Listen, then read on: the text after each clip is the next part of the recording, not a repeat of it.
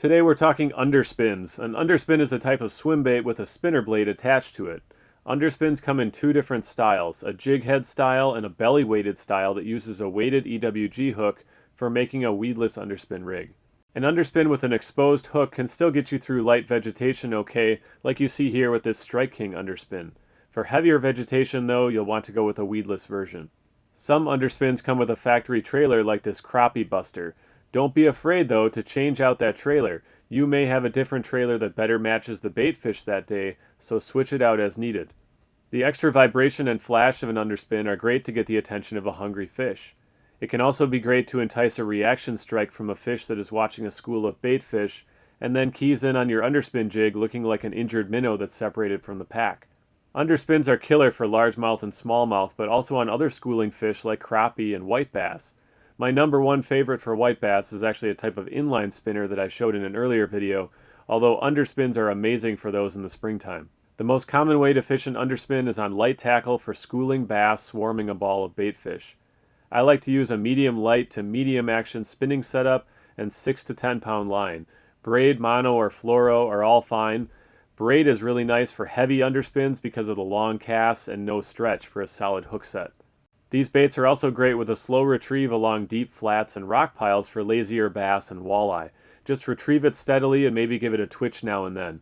The trailer and the blade do most of the work for you. When fishing deep rock piles, consider using fluorocarbon line or at least a fluorocarbon leader to get down there faster and resist abrasion a bit better. Don't overlook the power of an underspin along weed lines or in thicker cover like brush and docks. These lures are heavy and aerodynamic, so it's easy to pitch them accurately right up in there. The worst thing about an underspin is how easily it can stop working without you having any clue.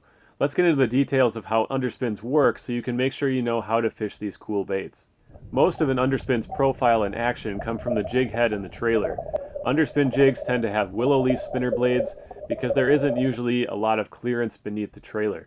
The blade spins on a small swivel and is usually held away from the jig to give the blade more room to spin. Underspins always look cool in the box or in your hand, but they aren't always working like you think they are.